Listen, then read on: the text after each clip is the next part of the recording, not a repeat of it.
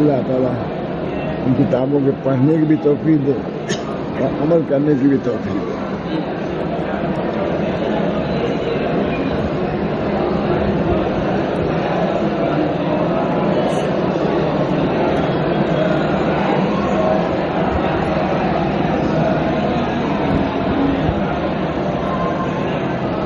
عائشہ نے رسول اکرم صلی اللہ علیہ وسلم کا وصف بیان کرتے ہوئے فرمایا کان خلق القرآن، آپ کا خلق قرآن ہے. یہ حضرت عائشہ کے بلیغ کلمات میں سے کلمہ ہے. بڑی تاریخ کان خلق، لوگوں کا حضور کے کیا اخلاق تھے وہ سمجھے ہوئی تھی.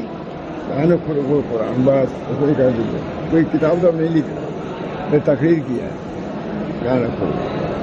اگر تم حضور کے اخلاق کو دیکھنا چاہو تو قرآن دیکھو. قرآن میں جن جن چیزوں کا امر ہے حضور اس پر عامل ہے، اور جن چیزوں سے روکا ہے حضور رسول میں. تو قرآن کو پیشوا بنانا، امام بنانا ہر مسلمان کے لیے لازمی ضروری ہے. قرآن کو چھوڑ نہیں سکتا، دوسری کتابوں کو لے کر کے قرآن کو نہیں چھوڑ سکتا. ہمارے حضرت بہت اس کو تلاوت قرآن بہت، اور کتابیں بہت سی لکھی جا رہی ہیں. کہا کہ نہیں، وہ سب چیزیں کافی نہیں ہو سکتی، قرآن سے چھڑانے والی نہیں ہیں، بلکہ قرآن کی وضاحت وہ کرتی ہیں. ایسے کہیں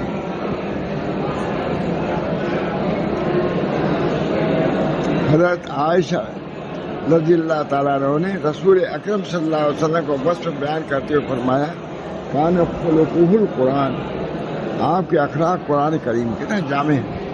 یہ حضرت عائشہ کی نہایت فصاحت و بلاغت کی بات ہے.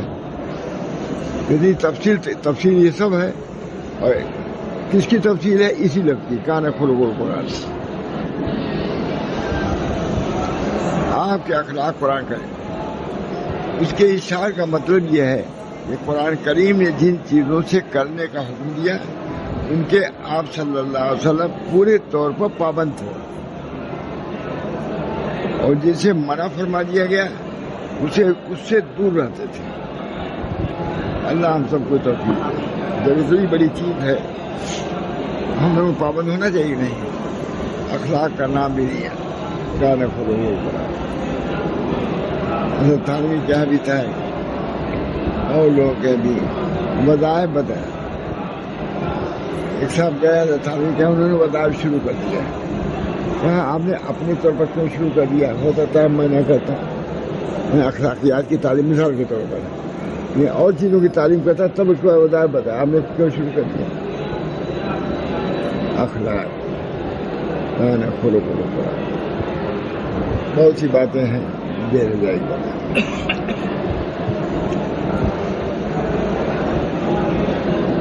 ان کے اس ارشاد کا مطلب یہ ہے کہ قرآن کریم نے جن چیزوں کے کرنے کا حکم دیا ہے ان کے آپ صلی اللہ علیہ وسلم پورے طور پر پابند، اور ان سے منع کیا، اور جن چیزوں سے منع کیا ان سے دور رہنے والے تھے. اللہ ہم سب ان کو توفیق. آپ صلی اللہ علیہ وسلم نے اس سلوک و عمل کے ایجابی و سلبی دونوں پہلوؤں کی وضاحت فرما دی جس کا قرآن مطالبہ کرتا ہے. یہ کرو یا نہ کرو، پوری وضاحت کے ساتھ موجود ہے. یہ کرنا ہے، یہ نہیں کرنا ہے. ایجابی پہلو کو بھی ظاہر کیا حضور نے، اور سلبی طریقے.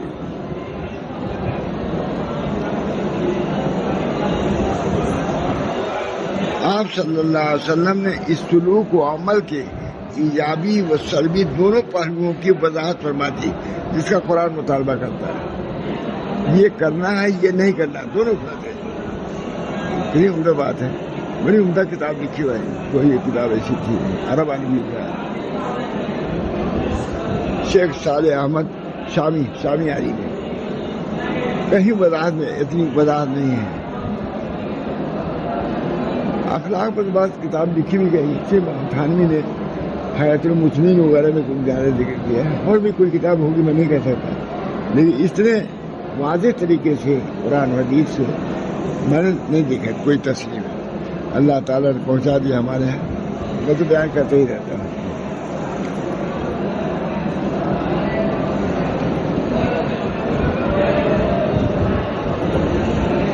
سورہ انعام کے درج ذیل آیات میں ان چیزوں کی بابت بھی واضح لکیر کھینچی جسے دور رہنا چاہیے.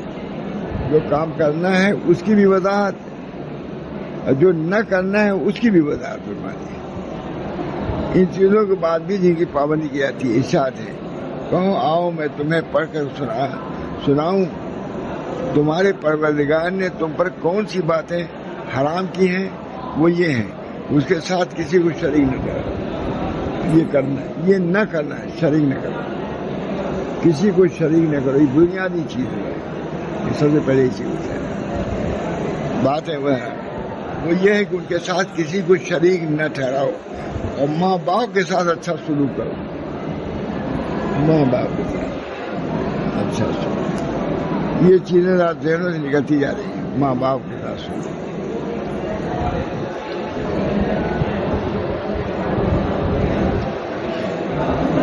وہ یہ ہے کہ ان کے ساتھ کسی کو شریک نہ ٹھہراؤ اور ماں باپ کے ساتھ اچھا سلوک کرو اور غربت کی وجہ سے اپنے بچوں کو قتل مت کرو.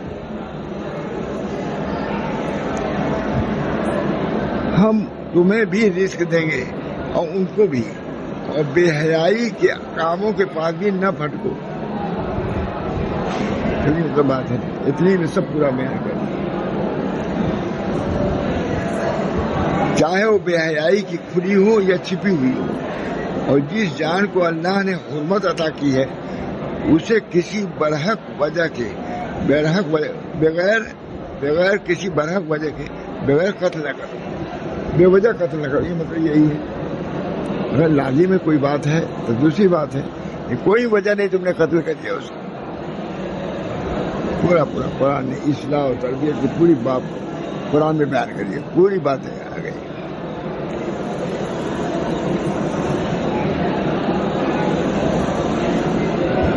اور جس جان کو اللہ نے حرمت عطا کی ہے اسے کسی برحق وجہ کے بغیر قتل نہ کرو. لوگوں یہ ہیں وہ باتیں جن کی اللہ نے تاکید کی ہے تاکہ تمہیں کچھ سمجھ آ جائے. یہ بات معمولی بات ہے. اس پر بھی بات ہونا چاہیے. اس کو برسات میں بیان کرنا چاہیے. اس کی وضاحت کرنا چاہیے تاکہ تمہیں کچھ سمجھ آئے اور سوا بہتر طریقے کے یتیم کے مال کے پاس نہ جاؤ یہاں تک کہ وہ اپنے جوانی کو پہنچے. یہ بچہ ہے تمہارے ماتحتی میں اس کا مال ہے تو رکھے رہو. جوانی سے پہلے اس کو نہ دو ورنہ ضائع کر دے گا. اس بنا پر جب وہ ایک حد تک پہنچ جائے سمجھ بوجھ اس کو آ جائے تب دو. قرآن کا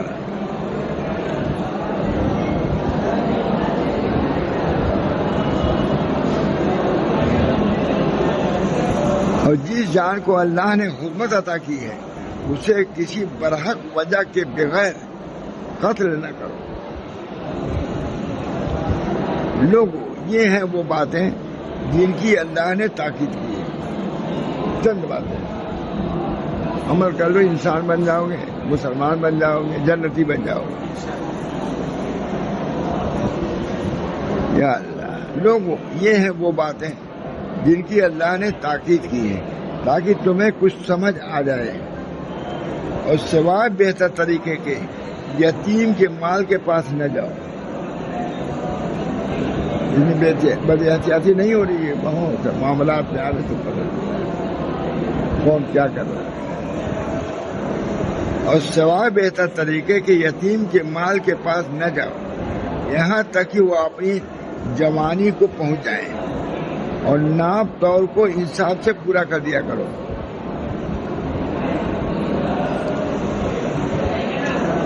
معاملہ اپنے قریبی رشتے دار ہی کا ہو چاہے معاملہ رشتے داری ہو اور اللہ کا عہد پورا کرو.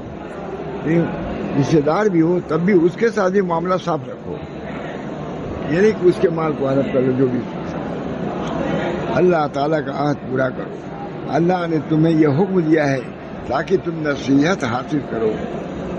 قرآن میں اور بے شک یہی میرا سیدھا راستہ ہے. اللہ تعالیٰ تمہیں یہی طریقہ ہے. کتنا آسان ہے 2-3 لفظوں میں سمجھ جائے. کرنا تو مشکل ہے، کرنا تو مشکل ہے۔ بہت آتے ہیں معاملات مسائل، معمولی بٹوارے میں ہائی کورٹ کا مقدمہ جاتا ہے۔ ایک لنگی کے بارے میں ہائی کورٹ کا مقدمہ گیا ہے، لنگی جو ہوتی ہے پہننے والی، اس کو وہ ہڑپ کرنا چاہتا ہے، اس کو لیتا تھا۔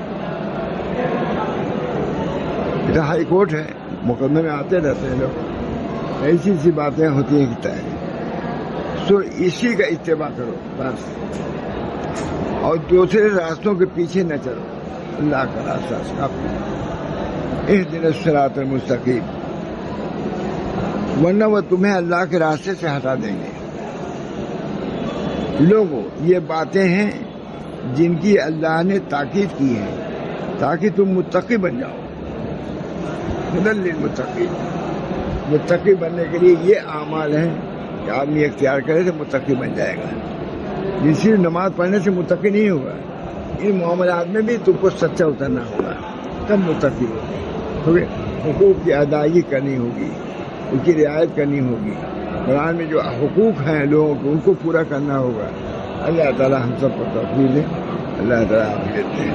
دعا کریں اللہ تعالیٰ ہم سب لوگوں کو تعلیمات نبویہ پر اور تعلیمات الہیہ پر عمل کرنے کی توفیق محمد فرمائے۔ بڑے بڑے لوگوں کی نیتیں خراب ہو جاتی ہیں، نیتیں خراب ہوتی ہیں۔ ہم لوگوں کا معاملہ فتوے کا ہے، کیونکہ یہ بنا پر ایسی باتیں سامنے آتی ہیں۔ اللہ تعالیٰ ہم سب لوگوں کو محفوظ رکھے بدنیتی سے۔ بہت سی چیزیں ایسی ہیں، مال دوسرے کا ہے، قبضے میں ان کے، ان کو معلوم بھی نہیں، ہڑپ کیے ہوئے ہیں بہت سی چیزیں۔ اللہ تعالیٰ ہم سب لوگوں کو حق پر رہنے کی توفیق، حق ادا کرنے کی توفیق مرحمت فرمائے۔ ربنا تقبل منا انک انت السمیع العلیم برحمتک یا ارحم الراحمین، بحرمت سید نبی کریم صلی اللہ علیہ وسلم۔